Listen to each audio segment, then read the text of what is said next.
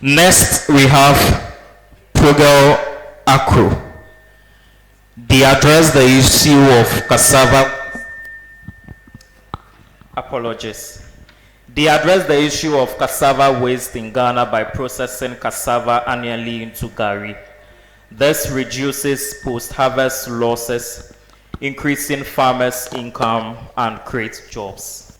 They equally offer high-quality, innovative products like fortified Gari and aim to expand production with additional funding. Ladies and gentlemen, let's put our hands together for Ali Issah.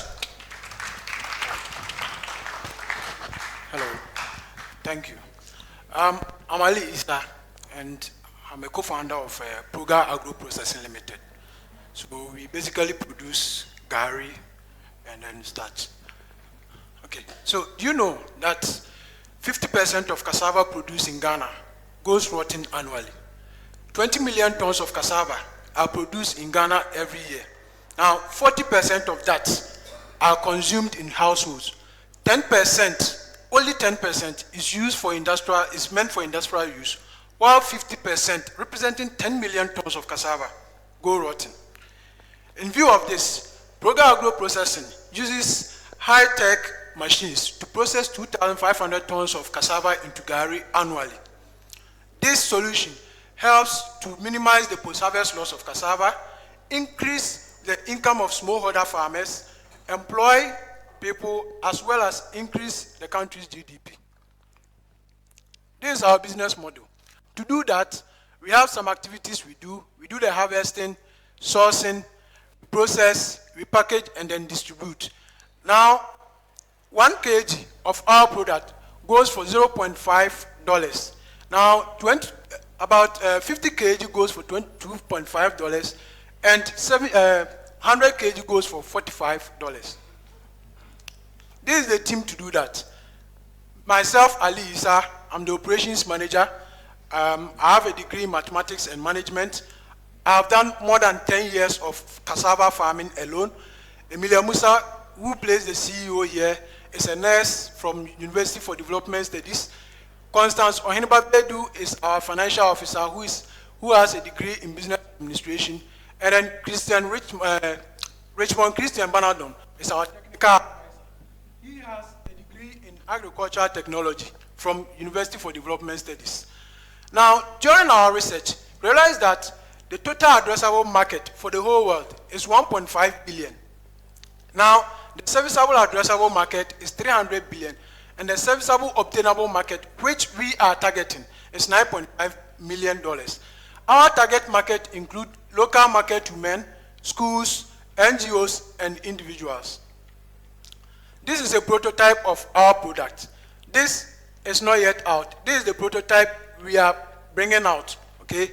And our product is called the Gari Boss. That's why I call myself the Gari Boss.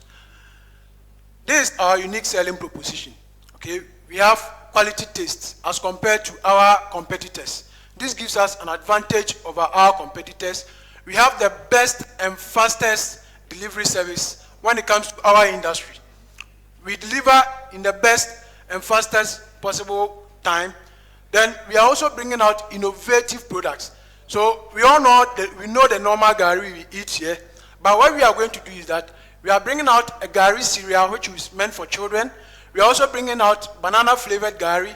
We combine other flavors to make it so nice. And we are also bringing out vitamin A fortified Gari for people who fear that when they take Gari, they are going to have problem with their eyesight. Our marketing strategies. We use the referral marketing. As a startup, we don't have much money to go into the media and all that. So referral marketing. We encourage our customers to refer other customers to us. And through that, they get discount for doing that. Then we also go for trade shows where we display our products to other people. We use social media, Facebook, Twitter, X, and all that. Okay, we are very vibrant on social media, and it's giving us the numbers we are looking for.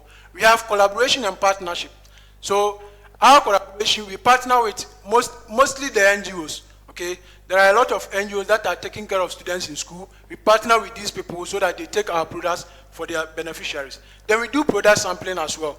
So when we go for exhibitions, we give free products to people to test and see how the taste is. Our milestones. So currently we've been able to raise $8,000 so far for this project. Then our business is registered. We have 10 acres of cassava farm. This year we tried going to 30, but the weather didn't allow us. We have a factory built with 75% of our machines acquired. Now, milestones yet to be achieved. Since we are dealing with food, we need to register with the Food and Drugs Authority, which we've not done that yet. We are looking at registering with GSA so that we can also think about exporting our products outside the country. And then the Environmental Protection Agency. Since we have a factory, they have to come in and check if everything is right. Now, this is our finances. Now, every week, we make a total of $375 and an expenditure of $250. Okay, so with the $375, we are looking at $0.5 per kg for revenue and then $0.33 per kg as an expenditure. Now, we are asking for $20,000 to help us achieve our goal.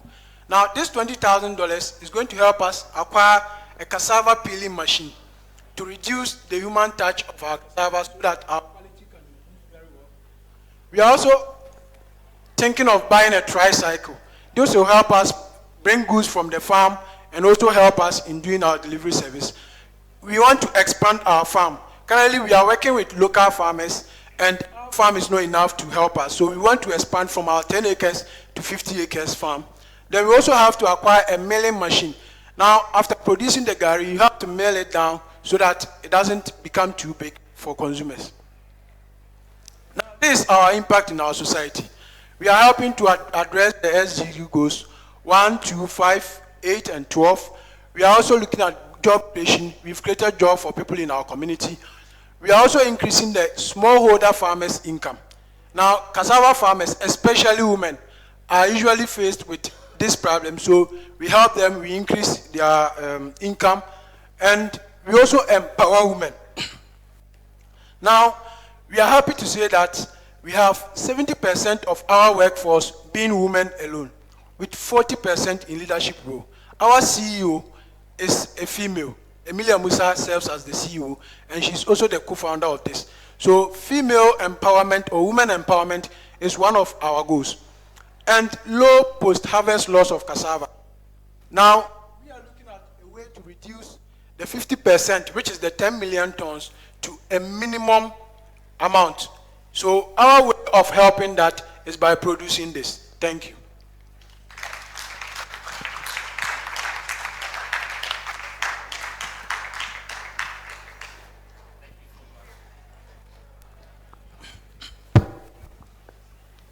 Let's hear from you, judges.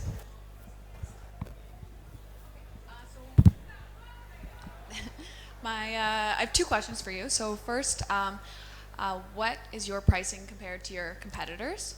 And two, what are your sales so far? What is our pricing? Compared to your competitors. Okay, and then? What are your sales so far?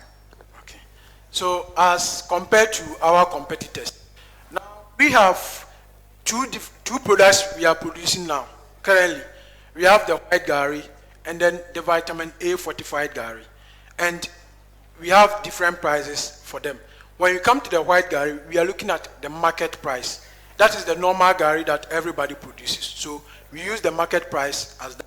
But when it comes to the vitamin A fortified Gari, the price is a bit higher than our competitors. So most of our competitors are not doing the vitamin A fortified because it costs to do that. So our price with that one is higher. But when it comes to the white Gari, we are working with our competitors. And so far, we said every week make $375. Okay.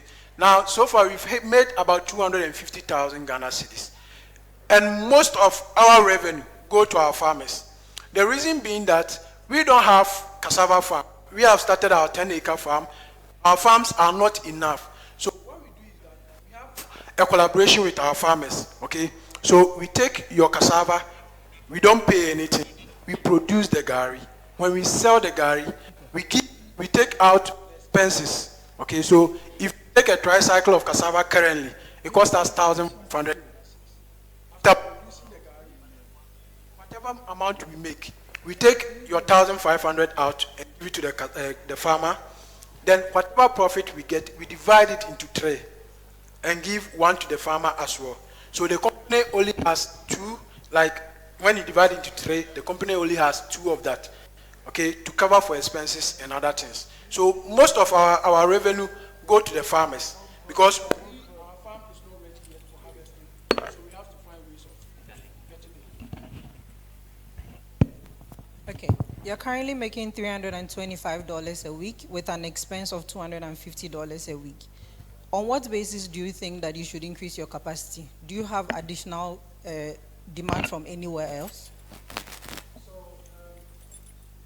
I